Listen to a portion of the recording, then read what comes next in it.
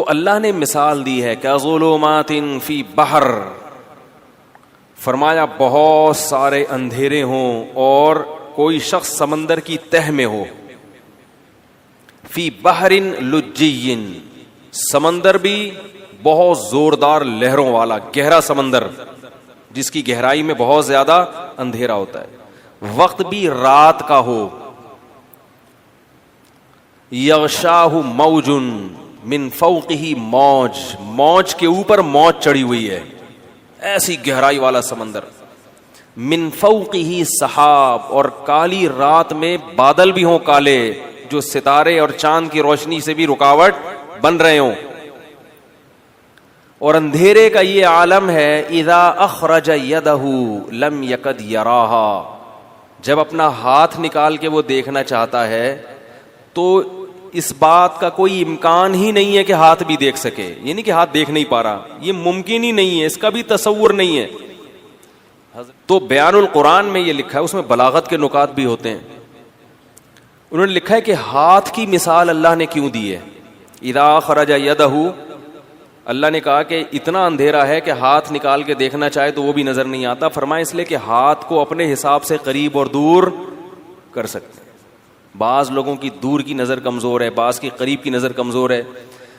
ہاتھ کے علاوہ جو ہے نا، ہاتھ جب آپ ایسے کریں، ایسے کر لو، تھوڑا دور کر لو، یوں آنکھیں پھاڑ کے تھوڑا سا، اور اپنے حساب سے مینج کر سکتے ہو آپ اس کو، اپنا ہاتھ بھی اگر سجائی نہیں دے رہا کس قدر اندھیرا ہوگا۔ تو اللہ فرماتے ہیں اس شخص کی مثال ہے کس کی، جس کے پاس ہدایت کی روشنی نہیں ہے، جیسے یہ حیران سرگردان سفر کرے گا، اب اس کو کیا پتا کہ اگلا قدم میں نے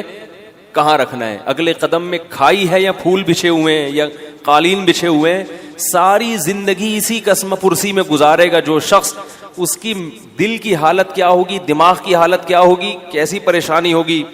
یہ دنیا کا عذاب ہے ان لوگوں کے لیے جو شریعت کو فالو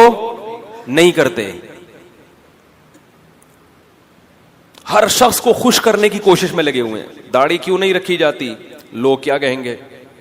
تو کیا بغیر داڑھی والوں سے لوگ خوش ہیں بھائی، میں اچھا نہیں لگوں گا، ملا سا لگوں گا، لوگ کیا کہیں گے، تو بھائی لوگ تو اللہ تعالیٰ نے یعنی دنیا میں سزا کیا دی ہے، میں یہ عرض کر رہا تھا کہ ہم دنیا کو خوش کرنے کے لیے کام کرتے ہیں، مگر دنیا خوش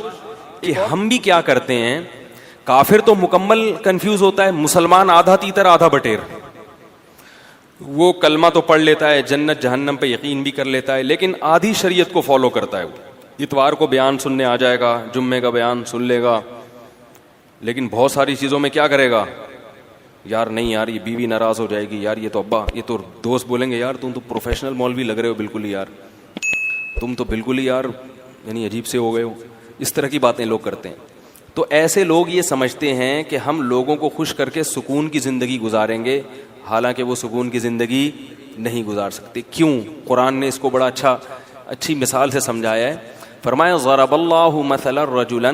فیہ شرکاء متشاکسون ومثلا ورجلا سلما لرجل، فرمایا بتاؤ ایک آدمی ایسا ہے جس کے کئی آقا ہوں، کئی محبوب ہوں، اور وہ کئی محبوب بھی ایسے ہیں جن کے مزاجوں میں آپس میں بڑا اختلاف ہو، کئی محبوب ایسے ہیں جن کے مزاجوں میں آپس میں، مثال دیتا ہوں، کسی کی 4 بیویاں اور چاروں اپوزٹ دماغ کی ہیں، تو وہ ڈپریشن کا مریض بنے گا کہ نہیں بنے گا؟ چاروں کو خوش رکھنا اس کے لیے ممکن ہوگا ہی نہیں، چاروں کا مزاج بالکل الگ، چاروں پھڈے باز، وہ کہتی ہے میری دعوت قبول کرو، میرے ہاں ناشتہ کرو، کہہ رہی ناشتہ آپ نے میرے ہاں ہی کرنا ہے، تیسری کہہ رہی ناشتہ تو آپ کا باپ بھی میرے ہاں کرے گا، چوتھی کہہ رہی ہے ناشتہ روزانہ کس کے گھر ہوگا، میرے گھر۔ ایک کے ابا ایس ایچ او ہیں، ایک کے ڈی ایس پی، ایک کے آرمی میں کرنل ہیں، اور ایک کے ابا علاقے کے ناظم ہیں بھائی، اور ہول سیل کے حساب سے سالے بھی ہیں۔ اب چاروں کا مطالبہ کیا ہے، ناشتہ کس کے یہاں ہوگا؟ آپ کہو گے بھائی ناشتہ تمہارے ہاں، لنچ تمہارے ہاں، ڈنر تمہارے ہاں، کوشش کرو گے نا؟ نہیں، متشاکسون، جھگڑالو، نہ ضدی،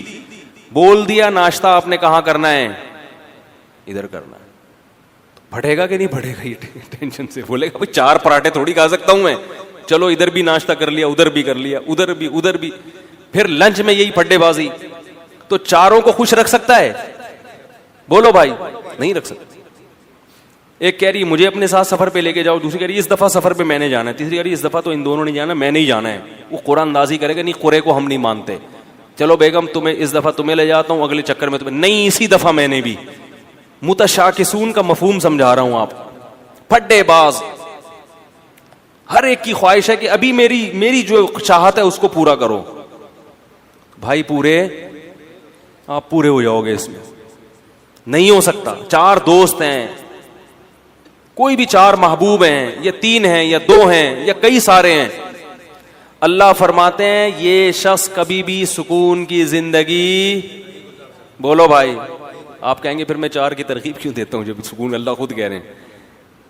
بھائی وہ اس لیے کہ ایسا ہوتا نہیں ہے کہ چاروں, ایک کا ناشتہ کر لو, ایک کے لنچ کر لو, ایک کے ڈنر کر لو, اگلے دن پھر ناشتہ یہاں کر لو. تو باریاں شریعت نے اسی پھڈے سے بچنے کے لیے,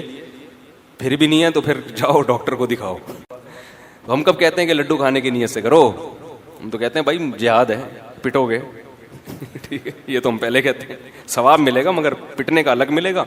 اور شادی کا الگ سے ملے گا. تو ضرورت ہے معاشرے کی. تو اللہ تعالیٰ فرماتے ہیں کہ ایک آدمی ہے ایسے ہیں جس کے محبوب ہیں, جس کے کئی خدا ہیں. ایک خدا کو خوش کرتے ہو, دوسرا خدا